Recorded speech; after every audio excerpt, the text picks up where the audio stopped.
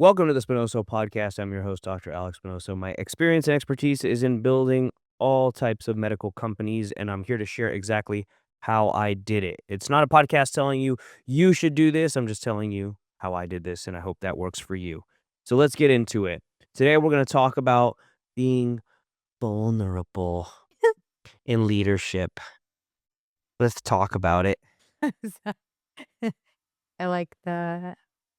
Did you email me my horoscope? I did. It's I not. It did. hasn't come through yet.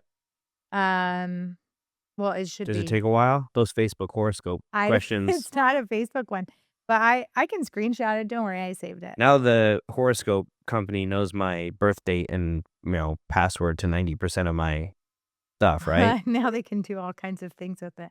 Well, you have what I found is that you already know this though. You have your sun in Aries, so you're a super fiery individual, naturally competitive and fiercely independent. Hmm. You push things forward with energy and enthusiasm, and you persevere through anything. You need to learn to understand other people as complex wholes. You feel the need to distinguish yourself from others through privacy, secrets, and introspection. The secrets thing I don't agree with. You don't keep secrets? Nah, I just fuck it. Like, don't tell me a everything. secret. No. I mean about yourself. No, I mean, I don't care. You could ask me anything. I don't give a shit. It doesn't So bother there's me. nothing you choose to keep private? No, you're pretty Why? open book. Nah, I'll poop on the 50-yard line of a Jets game. I don't care. What does that have to do with secrets? I mean, that means I'm out there. Butthole and everything. I really don't care. No. There's no secrets. That's awesome. Okay, what else? Cool. What else? You have Taurus and Capricorn a lot of Taurus and Capricorn in your chart, which means you're pretty grounded. That's an earth sign. Aries is fire sign. And then you've got quite a few earth signs. So that's going to be like more grounded, more practical, more. So you got earth, fire. What about wind? I don't remember. No earth, wind? Pisces is water. Earth, wind, and fire? Pisces is water. You have quite a few Pisces, and then you have some. What is it? Just like give me a list of like, is it like Pokemon? So what I figured out, how this works specifically is that you have certain planets that are in certain signs when you were born. And each planet means something different. Oh, okay. So, for example, I believe it's was Pluto, because that was you could argue that goes both ways because it's not technically a planet. But then it was is it a planet Pluto. again? It's a moon now, right? Yeah, it's a moon now. Oh. Yeah. Well. Yeah. So your Pluto is in Scorpio. Okay, yeah. Fuck that guy. Power, intensity, obsession, and control. Okay. What's Uranus? This is like such an interesting thing. So I was having this conversation with Sean. He asked me the exact same thing. Yeah, all men want to know what Uranus is. And I was like, what, are we 12? Yeah, pretty much. Yes. Men are 12. We like boobs and talking about them and our penises and Uranus. Yeah. I mean, it's pretty scientific. Uranus it's pretty is scientific. In Sagittarius. Oh. So that Sagittarius means this. Sagittarius D's? D's nuts. Yeah. Got him. Okay. This is fun. So today we're going to talk about vulnerability. All right. You're just bored. You're bored with talking about it. Okay, so go back though. So all the planets and you get like numbers, but like 5 Sagittarius. What does that mean? Like I got 5. Like I'm more apt to Sagittarius-y behavior. What does that mean? Well, each one means something different. So, and on this, it explains. So, like for example, your moon, the moon was in Capricorn when you were born. And so what that means is how you deal with things emotionally and your moods, your feelings. Okay. So that specifically relates to more Capricorn type of things, traits. So depending on which planet was in what sign when you were born, determines like how you might address something, how you might address communication, or your beliefs on something. And so it just kind of depends on where all the planets were aligned when you were born. Huh. It's pretty fascinating. That's pretty wild. It It's is pretty definitely a fascinating. good way to waste some time for sure. But it it is good, but also, I will say this, I wanna say I read up on some stuff years ago when I first found out what your birthday was, because I Mm. have a birthday book, Oh, okay. and it also You explains put and people's birthdays in it and then yeah. take pictures of them and then put it on a shrine with candles and be like, on their I birthday? I'm not doing that, Oh, okay. no. I didn't know But what a I did birthday read a book few is. pages about your birthday book Oh, because it helps you understand how people maybe, um, address certain yeah, things. yeah, yeah. So it just You're like, I think it gives why you is this guy such a fucking dickhead? Let's consult the birthday book. Why does he act like Well, that this? was not my Oh, reasoning, okay. but, Got it. like, to understand better ways of communicating or, how does this person relate to certain things in life. Got it. That's why I like watching. I don't know, I do like it. I think it does help, and it helps me understand my kids more. 'Cause I'll read stuff about Isaac or Elia. Elia is so independent, it's insane. She's independent when it comes to doing things. Like, I'll rub her back, and she grabs my hand and, like, pushes it away. Mhm. So, like, there's certain things she's super and she just doesn't Don't wanna be touch me. bothered, Don't touch she's me, got devil it, woman. climbs all over everything, wants to do everything herself. I can't brush her teeth, she has to brush her own teeth, like, it was all great stuff, I love that, but she's super attached to me as like a safety,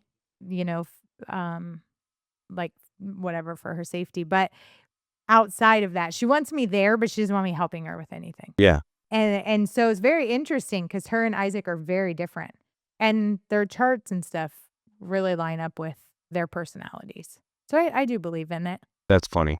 Think, God had everything in a particular order when we were all created. He did. Yeah, so get to look at all of it. And then people created astrology, and he's like, "What the fuck? Like, why you just looking at that shit?" We gotta look at all of it. There you go. And today we are talking about vulnerability now that we have learned more about Each other. you. Yes. That's great. And how vulnerability and leadership work together and what it looks like. Let's do it. And I'm specifically interested in this because you are a woman and a CEO, so we're gonna talk about vulnerability, not the buzzword version where you film yourself crying on TikTok and Instagram, which that just drives me up a fucking wall. Makes me It crazy. drives me crazy. I don't care how bad your life is. Don't fucking post you crying on Instagram. Um, because somewhere along the line we get those confused with vulnerability and then emotionally just vomiting all over the internet. So I want to dive deeper Mhm, into that today. mhm. I love it. Let's do it. Um,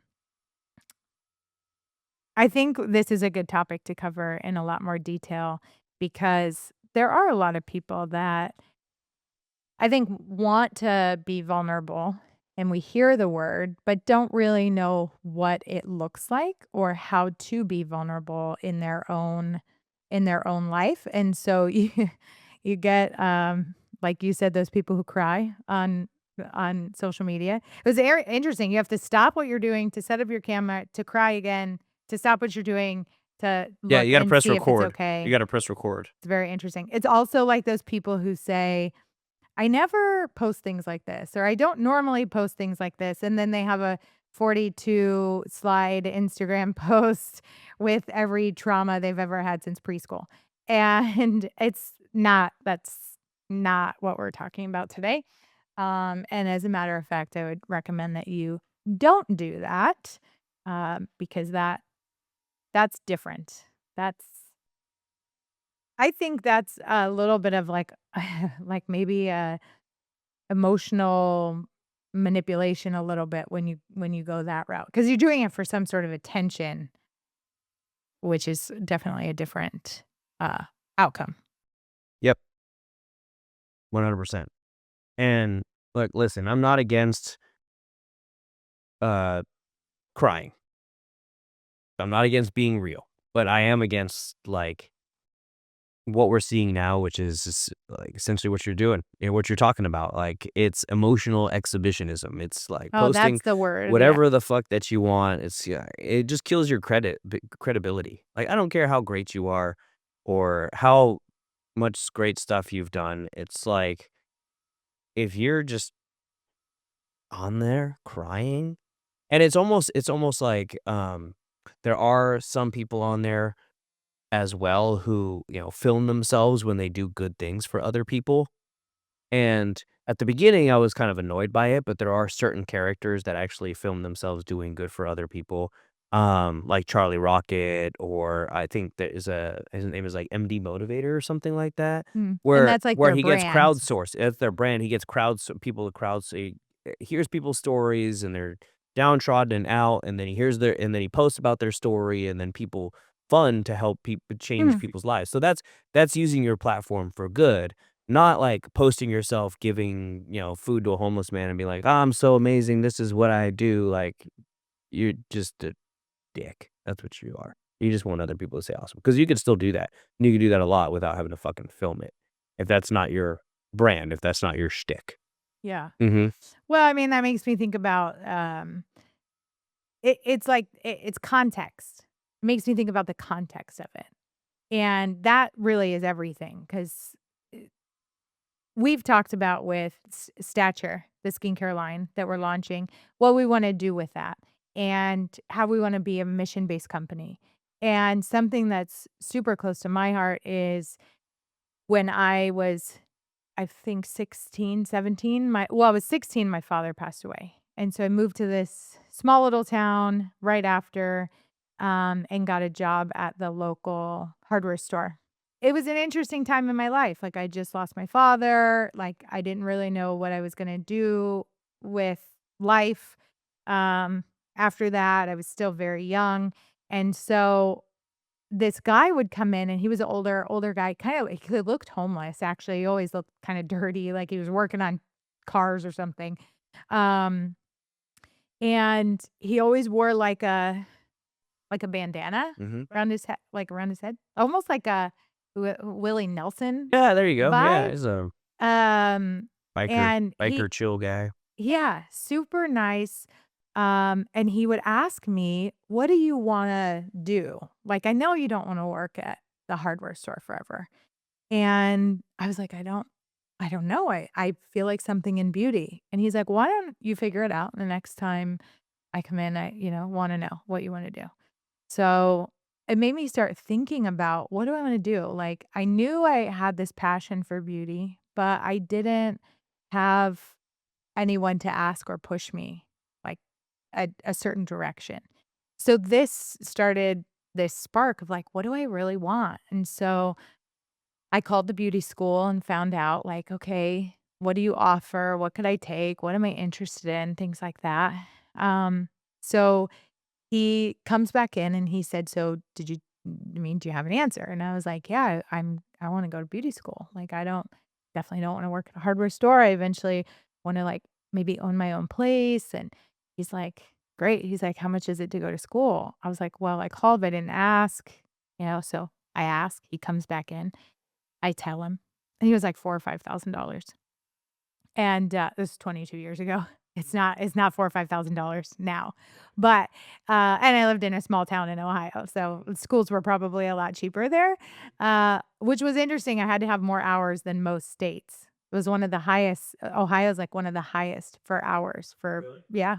Yeah, because I can go to, like, out of 50 states, I can go to, like, 48 and work with my license. So, anyway, he comes back in, I tell him how much it was. It's toward the end of the year, Christmas time rolls around, and he leaves a card on my register, Mhm. and it's a Christmas card with a check in it to pay for beauty school. That's awesome. And the story goes on, he ends up paying for my next class too. And I'll never forget what he said to me when I would write him, 'cause I didn't have his phone number or anything, but I had his address, so I would write him, like, these letters, like, updating him, and in this time, I had gotten pregnant with Isaac, and so I let him know, like, I had a baby boy and, I'm finishing school, I just wanted to let you know. Makes me emotional to think about, and he wrote me back and he said, I just want you to pay it forward when you get the opportunity. Mhm. And so I've always carried that with me. And I think that's why I wanted to become a teacher in beauty, because it was like a way of giving back, a way of inspiring and paying forward um what I had been given, but maybe not from a financial level, but from a knowledge level. And so now when I think about stature and what we're going to do with the skincare line, being able to have some mission backing where we can support or do scholarships, or we have to flesh out what that looks like, but do give back with the company where we can fulfill that dream, that desire that I have.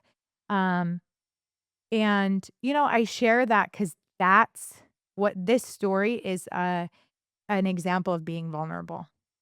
It's a vulnerable story in the sense that you hear my heart, somebody knows the emotion behind it, the why, the story, but I didn't need to go into all these traumas that I've been through or anything, but the vulnerability that's there because of it, that's stuff that inspires people.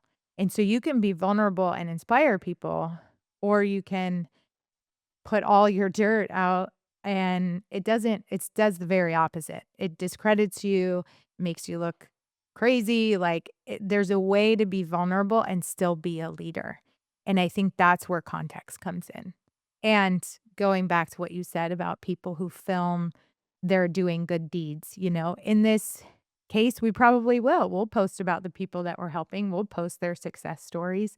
But that's a way to do it with context that's like, when somebody purchases our product, this is what this is a benefit to, yes, you get this great product, you're gonna get these amazing results, superior, skincare, but also there's this side of it where we're gonna be able to help people too. And that's the kind of stuff that you can be vulnerable in posting and still maintain a great level of leadership. Yeah, absolutely. And you're absolutely right where the context is kinda everything. The way you open up to, your spouse, for example, is not gonna be the same way that you open up to your staff. And, just like love has those different expressions, vulnerability has those different expressions as well. So, when you're transitioning to a team, to that being a leader, your team needs stability. Your team needs to know that you're gonna be there to lead them. You have a direction to lead them in. They need that strength, and at the same time, they don't need you to go into every huddle or meeting saying, "Well, I have no idea what the fuck I'm doing, so we're just gonna do this and figure it out," or, I'm not helping, because your team is not gonna be like, "Wow, he's so relatable, like, I don't know what the fuck I'm doing either in my job." You know? They're gonna think, "Man, this guy is a shitty leader. I don't really wanna follow this person, right? I don't wanna do what this person's doing." And so it's really important that you connect and you lead with your team, and, being vulnerable as a leader is really important. Um, and so what have you found that helps you in that leadership role to be vulnerable with your team, but at the same time be that leader instead of being 100% babying or comforting from a female point of view? I think knowing the difference between something that you need to work on independently and privately, and something that helps the mission move forward. So if our mission, let's say, is I'll go back to stature. If our with that company, it's about great quality skincare, multifunctional products, products that actually work, like we've got the product piece of it, but the mission's bigger than that. We're gonna do all of these other things because of the company. Now, I think there's a way that I can share the story about the mission and be vulnerable there, but I wouldn't necessarily go in and explain all of the the the trials to finding packaging and the, the back and forth with our name and, all the things and the stress that was there or the pressure that caused or sleepless nights I've had. Like, team doesn't need to know that, but they do need to know where we're going. They need to know the vision. They need to hear the heart, and if that's coming from me as the leader, they need to hear the heart of what we're doing and their role in that, um, while at the same time, you're sharing that mission. It's like you're carrying the weight of the things behind the scenes that they don't need to be bothered with. Like, I've often thought about the fact that when you put something out there, you put it in their mind. So if I'm like, let's say I have a day of fear around paying a bill, it's like hey, I don't know how we're going to pay for this marketing campaign, whatever. If I share that with the team, they're thinking about the fact that there's no money to pay for the marketing. So what happens? They go into the company, they go into their role with scarcity. Mhm. But it's like, I might be able to find a solution for it. But the moment I open up and tell them that, now that vibration is going to be in them and is going to impact everything that they're doing. So the clients are going to feel that, the other team members are going to feel that. And usually, if you're sharing those types of details, they don't have the full story anyway. So you're giving this much information when there's like a whole bunch of things that go into what's going on. And so then they're all talking about bits and pieces of what's going on in the company. It just creates a terrible culture. You're going to create fear, scarcity, um, it's not going to be a positive mindset or place to work. Yeah, And if absolutely. people don't feel, for women specifically, the sense of security and stability is so important. So if a woman doesn't have that, especially if you have a company full of women, like I think about Genesis, we are predominantly a female company. If you, as our leader, were to go in and create some instability in the culture, women are gonna be like, "I'm out. I gotta go somewhere where I feel safe." And so I think I answered your question. If not, I went on a tangent and hopefully that was helpful. No, you absolutely, answered it. I think one thing that you also um kind of added to it was that, like, sometimes people forget that it's not about them. When you're saying that what you put out there, your staff will respond to in kind, it's that, and that's the type of culture you'll create. Is that you're absolutely right. Whatever the leader puts out there, whatever you're putting out there, vulnerability wise or whatever, the rest of staff is going to live in that. They're going to be in that. So eh, it's not about being understood; it's about being effective. And so you might say, "Well, I'm being vulnerable in this situation," and it might totally turn off your staff and they all leave because they don't wanna be around that type of thing. Mhm. And so, it's very important for those situations that you do pay attention to what you're saying and how you're saying it to those people. Yeah. It's it's important when to know to be honest about certain things and when you're just trying to use your team as a sounding board for insecurity, and that's never a good decision. I think knowing it's wisdom. As a leader, you need to have wisdom as to who and when are the right situations. And you don't tell everybody everything. If you're having marital problems, you go get a marriage counselor. Yeah. Talk to them about that. Yeah, You yeah. know what I mean? Fix Yeah, that don't part of blast it your out. life. Don't bring that Yeah, into the workplace because it does impact how people see you. 100%. And how much trust they have in you. Yep. Yeah. No. So, plus, I think the more you talk about something, especially with people who have not done it, like if your staff has never had the marriage that you want that you want to have, there's not the right person to talk to about it. Yep. So it's like you got to just use wisdom. Absolutely. You need a wisdom and a model, someone to model yourself after. So, and you could have multiple different models for different aspects of your life. And like you said, don't go listen to marriage advice from the dude that's had 5 wives. Don't go listen to business advice from the person who keeps bankrupting their business over and over and over and teaches at a community college. You know, don't ask for advice from people who you don't want their lives or want to trade places with them at That's some all. point, because then you're never gonna get there. And that's part of leadership as well, is making sure that you're living up to what you're saying, making sure that you are, not acting invincible, but you need to rise to the moment. You give people a reason to believe when things feel uncertain, but at the same time, you are real with them of where the company is, where the situation is, what things you need to do to get done. And that is part of being an effective leader that's also vulnerable. Yeah, it's like, are you and questioning yourself. Are you trying to be vulnerable to connect with your team? Because that's the wrong way to go about connecting. And it's not, well, vulnerability in the sense of talking about things that shouldn't be talked about in a work environment.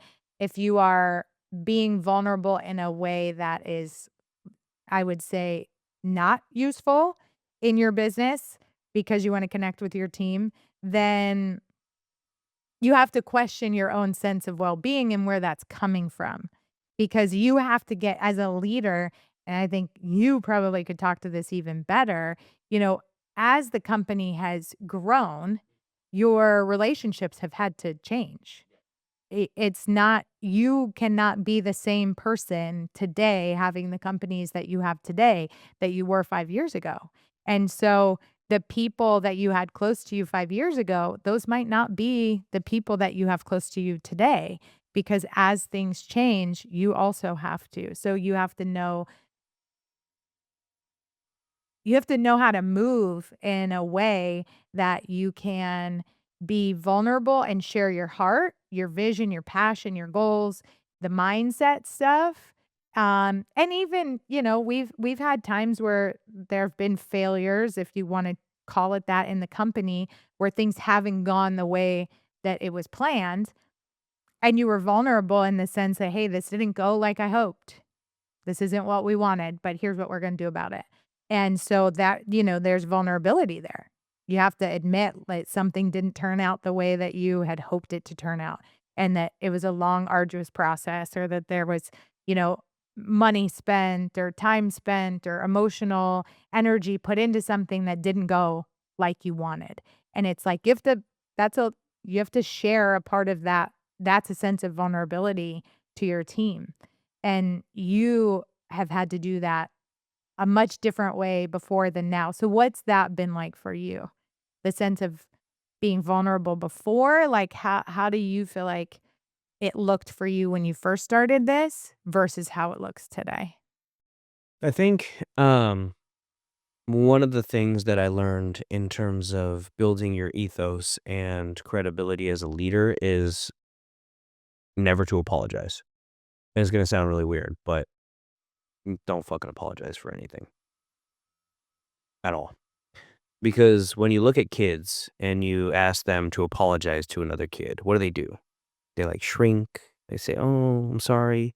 Or like they kind of pretend like they're saying, they mumble, they get quieter, right? They get smaller as a human.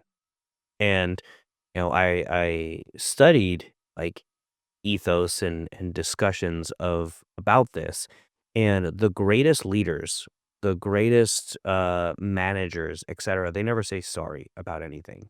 They always say that it is a lesson that they learned or something that they meant to do, and it's always looking for the future and looking at it as a growth opportunity. So instead of saying, "Oh, sorry, I did this," it's, "Hey, we tried this, it didn't work. Now we know, and we're gonna be better for it." And so what that does as a leader is it creates an ethos, a character in yourself to where people are drawn to it more, Mm. because they're like, even though, and it's not like, oh, he never says sorry for anything. It's like, okay, even though hitting the fan or things are going wrong or whatever, there's a plan moving forward. There's a reason why this was done. There's a next step afterwards. And so we recently went through this with Genesis, and I didn't apologize. Then we tried this, didn't work. It's just the way it is right now. And we're going to move forward. We're going to figure it out, and we're going to go in this direction. And that's what we're going to do. And there's a great story when I was learning about this whole concept is, Roger Goodell and the NFL referee lockout a long time ago when the NFL referees were trying to get more money. And so they all strike. And they, instead of really, working with them and paying them more money, what happened was that the NFL is like, nah, we'll just replace you with B-rate backup referees. And so what happened, there was a ton of blown calls and a ton of issues with the referees and it was just a debacle. And everybody, like, all the fans wanted to kill the referees, wanted to kill, like, Roger Goodell. He got death threats. And after a while, the referees ended up, essentially winning the negotiation. They with pressure, they got what they wanted. And when Roger Goodell announced it, he just essentially said, "I'm glad everybody sees how important referees are. It's wonderful that you guys appreciate them. We're very happy to have them back, and it's going to improve the game of football. And thank you for all the death threats." That was it. Like, he made a joke about it, and he didn't apologize or do anything about it. He wasn't crying over spilt milk. He wasn't, like, in his basement thinking, "Oh, all these people hate me. This is terrible." He's just like, "Yeah, I planned that. Now you guys like referees. Congratulations." Yeah. Yeah. And so Yeah. it's the same thing when I think of other things where you, like, apologize. Yeah, when you apologize in certain situations as a leader, you reduce your credibility as a Mm. leader because you don't say, okay, you say, "Oh, that was a big fuck up." Like, I don't, and the people start to doubt, like, well, does this guy even know what the fuck he's doing? Or when's the next time we're gonna get into this situation where we're just fucked? Instead of, this is the plan. This is what we learned. It was a good thing. This is the plan moving forward. And I figured, going through all this, I figured it out. I figured out what we had to do to move forward. Yeah, that's great. That context there, like, statement, "I'm sorry," is also I'm not a big fan of saying I'm sorry. It's funny that you say that because 'cause I've had conversations around the fact that I don't say I'm sorry, but I do at times. It depends. Like, I was late for our you and I had a call set up, and I was, like, a few minutes late, like, computer's being crazy, so I apologized for being late, like, that so those types of things I will, but there's not that many times I will say I'm sorry. Because usually if I did something, I thought it was the right thing to do at the time, you know? If I if I can see that there was a negative impact on someone else, that's a different level of compassion toward, like, I did this thing and it has affected you. But for the most part, if I made a decision, I've thought through whether or not I should make that decision. And so almost to say I'm sorry feels like I was unsure of my decision, but like I made it at the time thinking that was the right thing to do. Yep. And so, there's some, I guess, personal responsibility in that to me. Then, like, I'm sorry almost feels like a brush off of, "Oh, well, sorry. Yeah. Sorry that happened." Yeah, Yeah. it just definitely has a different feel to it. It's interesting that you say that, but, um, yeah, I think when we talk about the topic of vulnerability and stability and what men and women need, I think men need it too. There's a level of vulnerability that can really shake up a team, Mhm.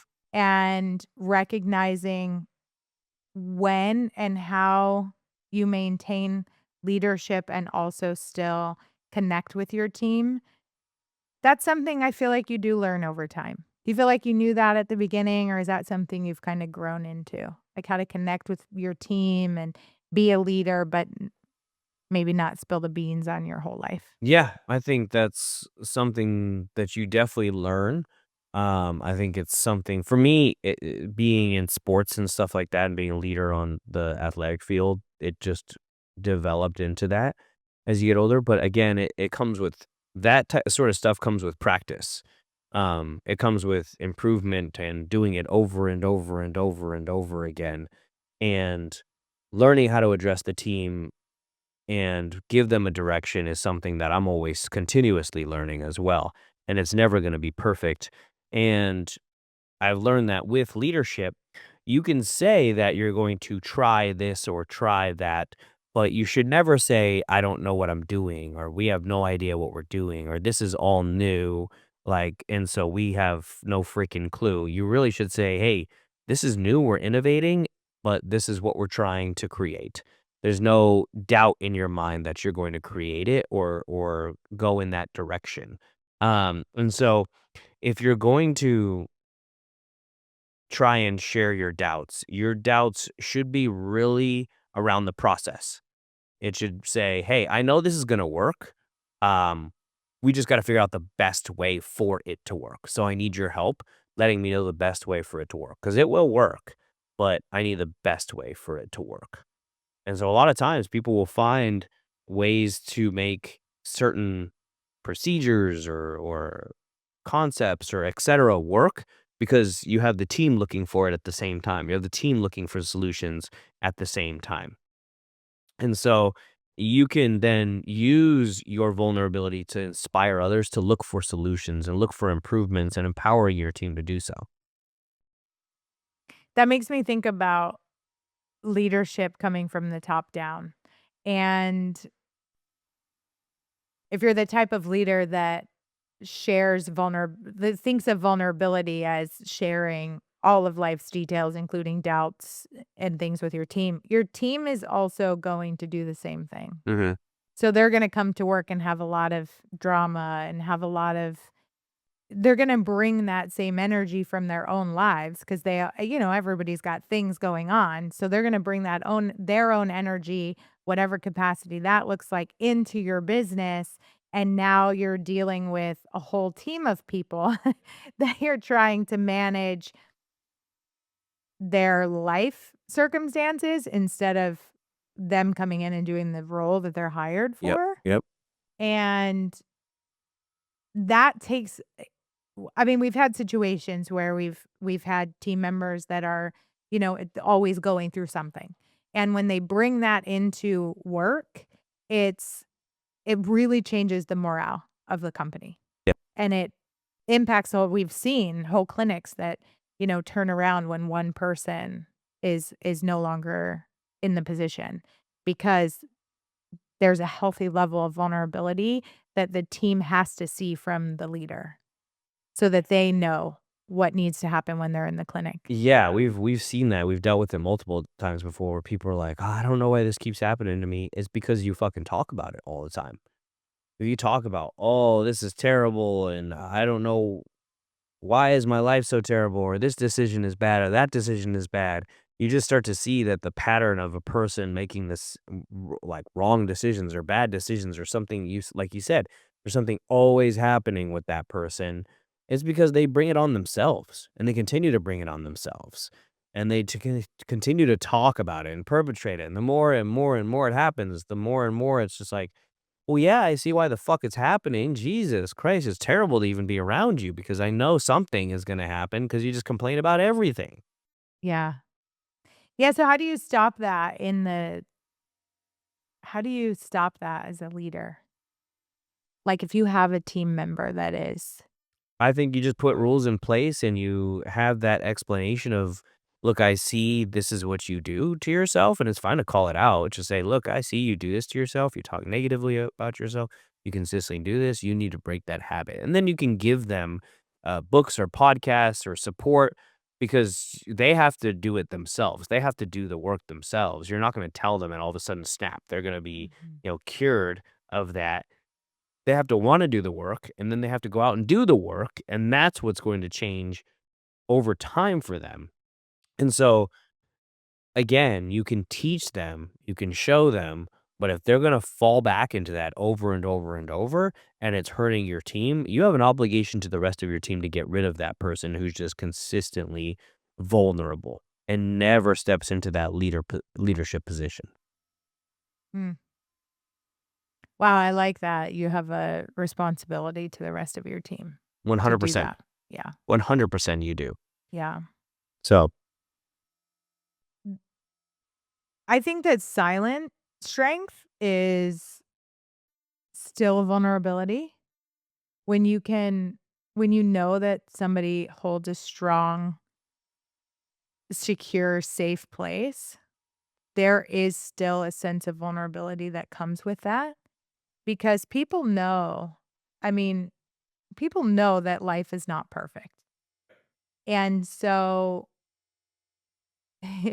you have 4 kids running around. yep. I'm sure life is crazy sometimes, Mm-hmm. and what all comes with that. It's like the fact that you don't come into the business and, this happened or that happened, this is going on, that's going on. There's like a silent strength about that. Yeah. And it's the same with you and with Sean and with Elia and leadership at home versus leadership in the business. And we all have hard times. And at the same time, you don't bring it into the business. People think that oversharing, or if you're not oversharing your life, you're fake. But that's not true. Like, vulnerability is not always posting yourself crying. It's not always saying, I don't know what we're doing. It's showing up and leading through the hard days. It's wrestling with your doubts in private and then in public saying, hey, this is where we're going, being clear on where you're going. It's you carrying the weight so the rest of your team doesn't have to. That's that's where it's really important because when you think about it, truly, and this might sound odd, but truly nobody gives a fuck about you. I literally just told a friend this on the phone today. Did you? Yeah, Yeah, nobody literally. nobody gives a fuck I about said you. that. They I don't, was like, and "Nobody cares." nobody fucking Uh-uh. cares. Like, no one cares, and that's okay, that's an okay reality. Some people might check in and stuff like that, but nobody's gonna come into your house and fix your problems because they have their own problems and their own issues, and they shouldn't have to come and fix your fucking problems, and so just realize that if you're vulnerable and you talk about all those things in front of coworkers or people or, just realize that no one fucking cares. No one. Like, you're just bothering everybody with your bullshit and your problems because everyone has bullshit and problems. It's like, I don't wanna listen to your bullshit and problems too. Like, that's why people like watching, reality television because they like watching other people that are more fucked up than them, so they don't feel bad about their lives. Yeah. Because those people are always super fucked up on reality television because it makes good TV. My sister and sister-in-law just sent me it was like a meme on from Instagram that said, "This is when your sister tries to give you a pep talk, but actually has no sympathy." And Yeah. they were talking about me Yeah, yeah, yeah. because I, like, give them pep talks, but I'm like, "Yeah, you fucking did that to yourself, Yeah. like, stupid." It's a good pep talk. It's good pep talk. You're an idiot. Yeah, don't do that again. Yeah, yeah. What'd you learn? You Yeah, learned. you You learned learned not to not do to that fucking again? do that. Yeah. Yeah, they're like, "Here she is trying to give us a pep talk, but actually has no sympathy at all." Yeah. But that's absolutely true. That's absolutely true. And I And do, and I and mean, that's like that, like, you're not their fucking therapist. You care about them a whole hell of a lot, so you're gonna tell them the reality of the situation, and you have to do it you gotta do that as a leader. You gotta care about these people a whole hell of a lot to tell them the truth about what's holding them back or what's blocking them from, themselves or what's again, they're always gonna wanna know what's blocking me from getting more money, more responsibility, more leadership, and it's having that sit down and being real with them and saying, "Hey, it's X, Y, and Z that's causing you to do that." Mhm. And again, that comes with being quote unquote real and telling people like it is. You don't do it in a mean way, but that is making sure that you're concise, you're real, and that's useful information. And again, when you have those conversations with people, you can say, look, I'm going to tell you this, and I'm gonna I'm gonna tell you a recommendation because I did it. This is what I went through. That's what this whole podcast is about as well. It's not telling people you should do this. I'm only telling people literally what I did, and I hope that that helps them grow their life. And being vulnerable is a part of that. You have to be very clear about it, and it's not like saying, "Oh, one time when I was in 3rd grade, there was this bully that I had," like, again, no one fucking cares. No one does. So, we could be real, you can get to the point, and in a process of that, you can make sure that you're earning other people's respect. Mhm. And again, your sisters go to you because they respect you. They respect your opinion. Even though they may joke about it, they respect your opinion enough to continue to keep asking you about things. Yeah. Yeah, my sister always says that. She's like, I know I call you when I need a dose of honesty. Mhm. She's like, There you go. I have friends I call when I want someone to agree with me, and when I just know I need honesty, I call you. There you go. Because I'm just gonna tell you what I see. There you go. Yeah. And I think that comes with still as a leader, I'm definitely not saying don't have compassion for people and don't have empathy because you do. You have those things, especially when you built out teams and people have been with you for a long time. There's a level of connection that's there and care. There's genuine care for the people that are on our teams. Mhm. They genuinely care about what's going on, especially with the people that I've had more close relationships with, like in our clinics and stuff. Mhm. And so there is a level of care there and compassion. If somebody's going through something difficult, I have a sense of compassion for that, and I know that those times can be very difficult and giving a word of encouragement or support in some way. I mean, I know you guys have done this. You've paid people's rent, you've paid card payments, you've helped with schooling, things like that for team members. I mean, there's a level of care that you can give without being, uh, what's that called? An enabler. So, it's like we're not saying don't have a sense of care or compassion if somebody's being vulnerable, but don't enable people to stay stuck, especially if it's in your business and they're going to impact the rest of the team. Okay, so talking about strength and vulnerability and perfectionism. How do you feel like you can show strength but not fake perfect like being perfect or perfectionism? Really, I think if you again, we talked about the apologizing thing, but if you talk about a new initiative or an innovative way of doing things, or you're talking to your staff in a way that has a direction, that is surrounded around your core values, that's meant in a way that you want them to get better or you want to get better, etc., without saying, "Well, I'm so bad at this or I'm so bad at that." It's no, I need to get better at this or we need to get better at this. Let's brainstorm some ideas of how to improve it. That inherently shows that, well, what you've created is not perfect, or what who you are is not perfect, or what that person's doing is not perfect. So you're not faking perfection at all in that situation. You're already addressing that you're not perfect. The very fact that you have to innovate or improve upon something means it's not perfect. And so doing it in that way without saying, well, I'm not perfect, or I can't get things right, or I have no idea what I'm doing, saying, hey, we need to improve upon this. It's almost a relentless solution mindset. It's like, what's the one thing I can do right now to make this better? That inherently says, well, this is fucked, or maybe not. Maybe it's not fucked. Maybe it's working okay, but we want to see it work better. And in that point, you're not faking perfection. You're showing exactly who you are. Hey, we got this system that we need to improve upon. How do we do it? And being real with that, I think that's how you can show strength because you want to improve. You're being a leader. You're taking initiative while at the same time you're not faking like you're perfect at what you're doing. I like that.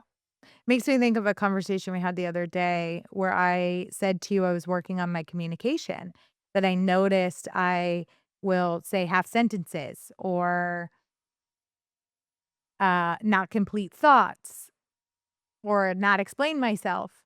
And yeah, so I could have approached that like, "Oh, I'm a terrible communicator. I'm no good at this. I'm not," like, negative, or it was like I kind of got excited about the fact that I'm gonna learn how to communicate more effectively, which is interesting. Being a co-host on podcast, this is good practice. So, but even at home, I've told, my family that I'm working on this. This is something that I'm focused on improving. And so I will say it's so weird. I don't even know where this came from. I will say a question, but not as a question. Mm. Like it almost implies the answer already, which is like weird. So I'll say to Isaac, here's an example. I'll say to Isaac, "You had a good day at work?" Mm. Instead of like, "How was work today?" So I'm implying he had a good day. Or what is he gonna tell me? It's uncomfortable to tell somebody, "No, you're wrong." So what's he gonna say? Well, he doesn't mind telling me, "No, I'm wrong." But in some cases, that would be uncomfortable. So he's not gonna go, "No, mom, I actually had a really shitty day today." Because what I've said is, "So you had a good day at work?" What is the response I'm gonna get? Typically, "Yeah."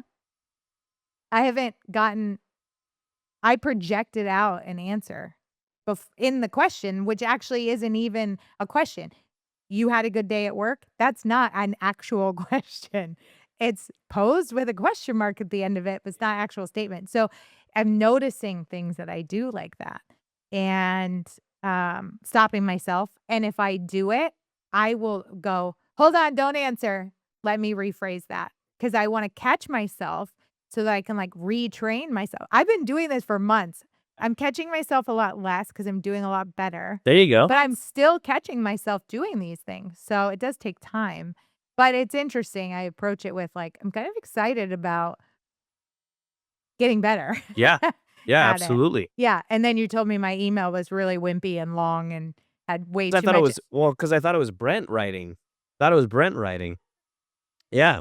but that's, why I'm working better at somewhere I'll find the perfect There you go. middle ground, There you but go. playing with what this looks like to be a better communicator. Yeah. So anyway, that's an example of when you can be transparent about something you're working on and not be putting yourself down and making it like so that's a vulnerability, it's an area I want to improve upon. I share that with people that I'm around like, "Hey, I'm working on this." Might stop myself and correct my sentence and now you know why. And recognizing that shows strength because I'm willing to like recognize I'm not good at it, communicate that I'm working on it, and then um, doing it in a positive way Mhm. where it doesn't feel like I'm down on myself. Uh, but anyway, that was an example for listeners because I'm actually going through that right now. I listen to these I'm like having these conversations with you, and I ask you these questions because I really want to know what you think, and I'm like, how does that work in my own life? There Like you go. I get good tips There you and go. stuff from you. All right, guys. Well, look, I'll leave you with this. I'm not anti-vulnerability. I am anti-oversharing.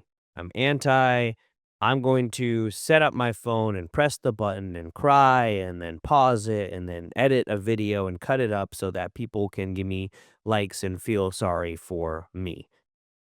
Look, when you bleed out emotionally in front of people who are supposed to follow you, you're not going to build trust. Nobody's going to believe in you. Everybody's going to be like, this person is just wimpy. I don't want to lead them and I don't want to follow them into battle because we're going to die, literally. And this person does not care at all.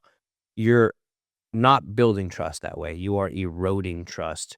Vulnerability should be sprinkled throughout your leadership, but with intention. Use it with wisdom.